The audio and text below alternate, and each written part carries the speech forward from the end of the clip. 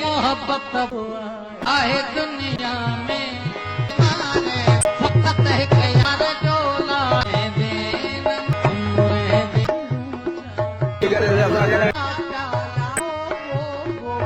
दुनिया दादू जो कच्चे वारो इलाइक़ो केतिरे ई अरसे खां क़बीलाई झेड़नि जी बाहि में ॿरंदड़ आहे, जंहिं जे सिलसिले में कुझु ॾींहं अॻु शहरी सोहेल ॾावच, मोहम्मद बख़्श कोराई मासूम नियाणियुनि सां गॾिजी क़ुरान पाक खणी कच्चे वारे इलाइक़े ॻोठ दानू चांडियो में सरवर चांडियो ऐं अकबर चांडियो धुर वटि पहुतो।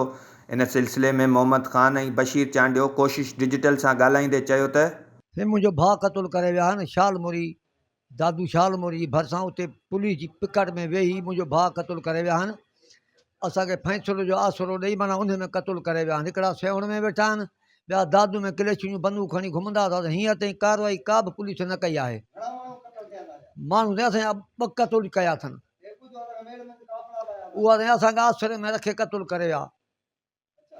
का बि अञा असांजी का पैदावारी का बि न आहे। आई जी जज खे असांजी अपील आहे त महिरबानी करे असांजा क़ातल गिरफ़्तार छा वञनि।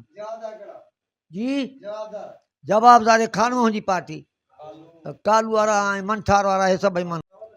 मुझे मंठार मोहम्मद खान साईं मां चांडियो साईं मुंहिंजे वाल साहब के क़तल करे विया साईं। पुलिस अञा का बि कार्रवाई न कई आहे।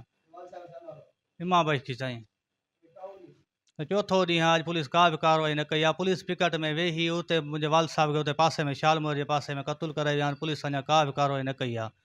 असांजी आई जी डी आई जी खे अपील आहे असां इंसाफ़ कयो वञे, असांजी नोटिस वठनि। नूर मोहम्मद पठाण जो का बि कार्रवाई न कई आहे। काफ़िलो आयो चुप रही, फेरिंग बंदि हुई साईं, उहो माण्हू असांजो मारे विया। असां अञा वल्दी कोन ॾिनी, असांजो माण्हू मारे विया वाल साहब खे। हिकिड़ा सेवण में वेठा आहिनि, हुते दुकान खोलियूं वेठा आहिनि। हिकिड़ा हिते घुमंदा था त रोज़ असांखे गोलियूं पिया था हणनि। ॻोठाणनि पुलिस इख़्तियारियुनि खां मुतालबो कयो त असांजे 2 ॼणनि जे क़त्ल केस में मुलविस जवाबदारनि खे जल्द गिरफ़्तार कयो वञे। कैमरा टीम सां गॾु रिज़वान मंगी, कोशिश डिजिटल, दादू।